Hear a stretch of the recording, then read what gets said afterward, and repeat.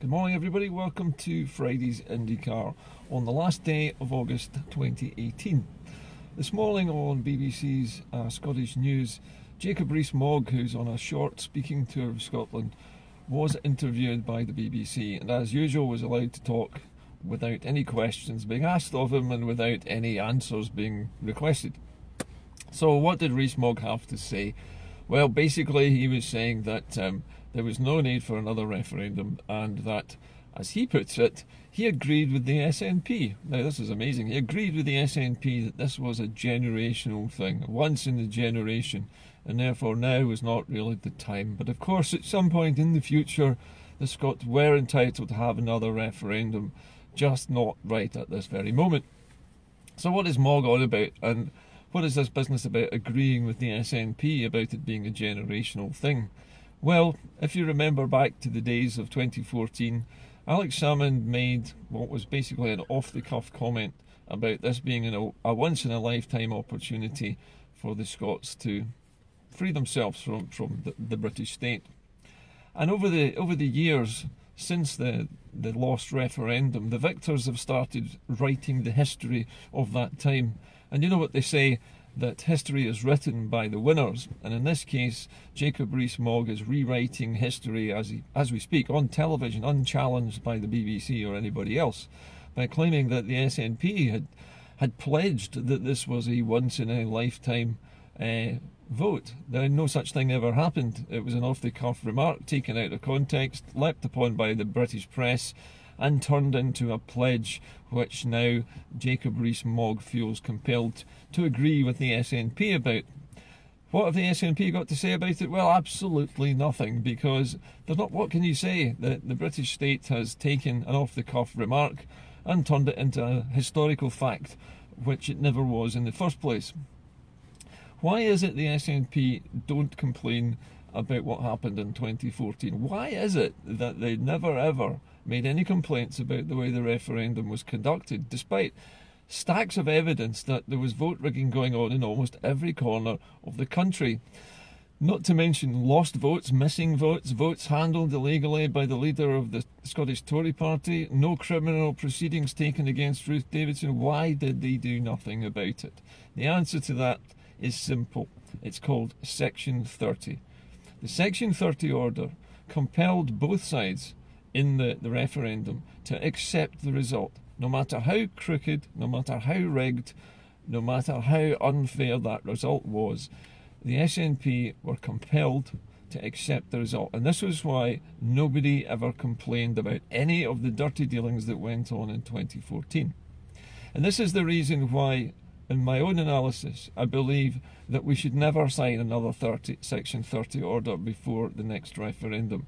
Or if we do, we have to ensure that the next referendum is not run by the British Electoral Commission, and that the votes are not postal, that they're not sent to a Conservative-run business in England to be counted, and that we don't allow Ruth Davidson to handle the votes, to stuff the votes, and to manipulate the postal votes. And that we don't allow ballot boxes to disappear off without guards and without witnesses, only to turn up later on with surprisingly and almost impossibly high turnouts and almost impossibly high no votes.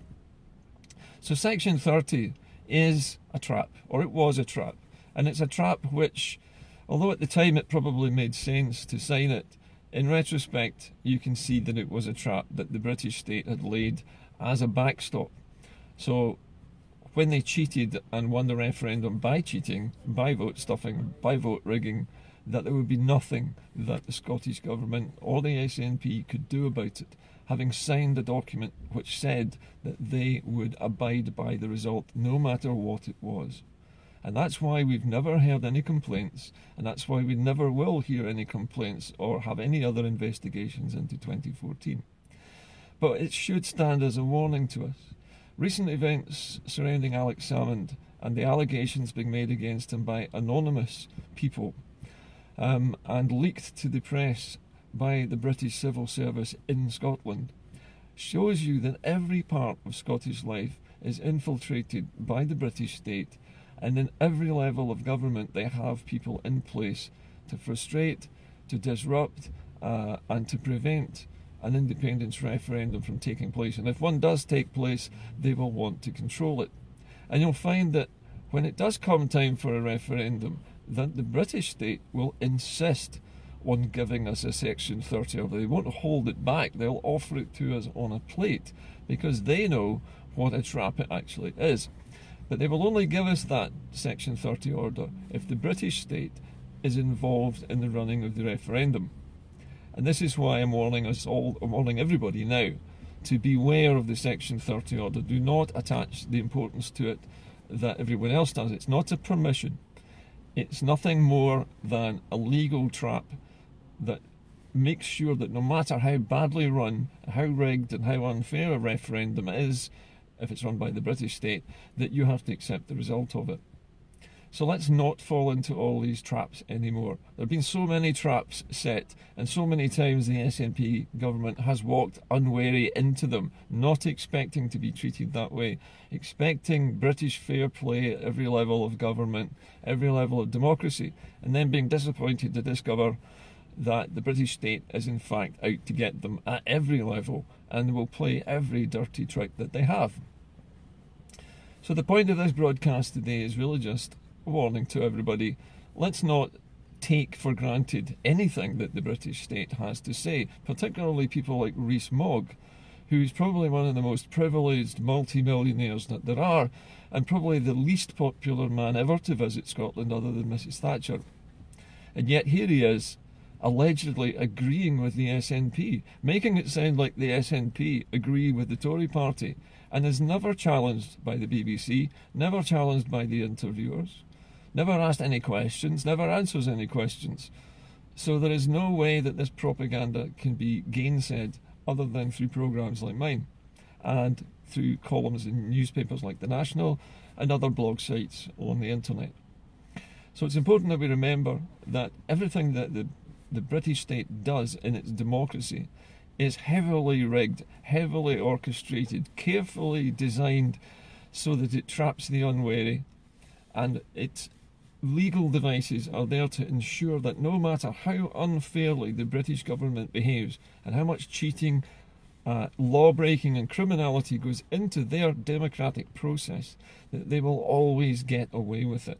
And at the end of the day, the ultimate brass neck for somebody like Jacob Rees-Mogg is to claim that the SNP agrees with the Tories about something being once in a generation. That's the ultimate lie that's not been challenged today, and I just want to put that one to bed right now. The SNP does not agree, I am certain they do not agree with Jacob Rees-Mogg on virtually anything at all that he has to say. So I'll leave you with that today, but remember, look out for these legal traps, and for goodness sake, SNP government, do not trust a single thing that comes out of your civil service or your dealings with so-called British democracy. When we do have a referendum, it must be airtight. It must be run by the Scottish Government, not the civil service, not the Electoral Commission, by us, by the people of Scotland. And it has to be observed to be scrupulously fair, filmed live, counts in the polling stations if we're still using the old-fashioned system, totalised on live TV so we can watch those votes being added to the total. Let's not give control over our next referendum to the cheats that run the British state. It would be the biggest mistake we could make to sign a Section 30 order and go back again expecting a different result. If the SNP goes for a Section 30 order, I will be extremely disappointed. I'll be even more disappointed if they trust the Electoral Commission. Because after what's already happened to them, surely our Scottish Government must have learned by now you cannot trust anyone in the British Government or the British Civil Service in Scotland with anything. And now we know these facts. We know that people like Alex Salmond can be smeared by the civil service, for goodness sake. It's time we stopped looking at the British state as being some kind of paragon of fairness and decency. It's the exact opposite of that. It's the most sophisticated propaganda and cheating machinery that there has ever been. It's so sophisticated that it fools even the Scottish Government. At least twice it's fooled the Scottish Government now. So let's get a reality check. Trust nobody in any British establishment or British organisation or civil service or any level of British involvement in Scottish daily life or democracy. We can't trust anybody now, and that much has become obvious in recent days. The dirty tricks have already started. They're going to carry on until a referendum is held. And in my opinion, at least, and it is only my opinion, when we do hold a referendum, it has to happen lightning fast before the British state has any time to put in the fix, which is exactly what they will do given half a chance. Bye for now.